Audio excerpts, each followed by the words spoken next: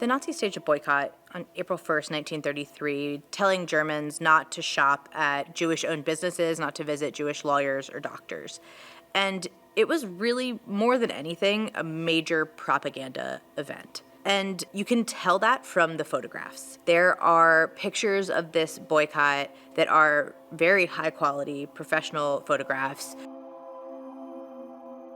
People are holding printed posters with really clear text. The swastikas are facing the correct way, right? That they've clearly set up and staged and taken these photographs specifically to get attention. And that's what the boycott was really about, was like making a statement to Jews in Germany and to the world about what the Nazi regime intended to do. And yeah, it's really intended to show Jews in Germany, like, you're not welcome here. We're going to drive you out of business.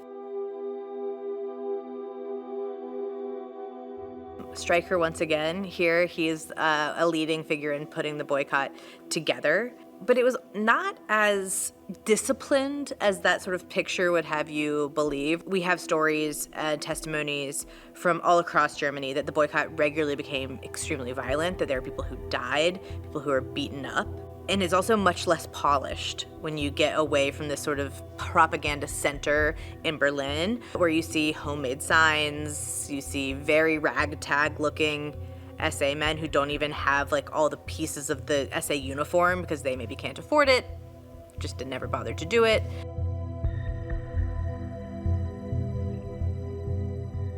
One of the slogans was, "Germans, defend yourselves, don't buy from Jews."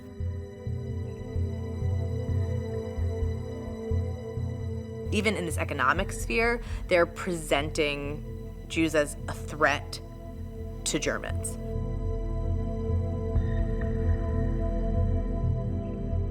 One of the things that's also really interesting to me about the boycott is that they are not just speaking to Jewish Germans. They're not just telling them, like, excluding them. They're also telling non-Jewish Germans, exclude Jews, right? Like, don't socialize with them, don't buy from their stores, don't go to the Jewish doctor, right? Or something bad might happen to you.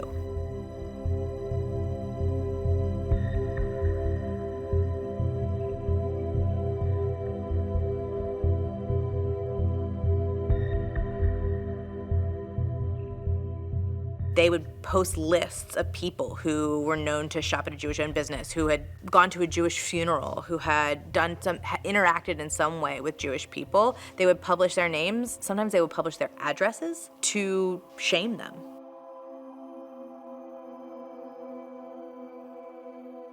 They also collected even photographs of people taken sort of either without their knowledge or against their will, certainly, of them shopping as a way of denouncing them.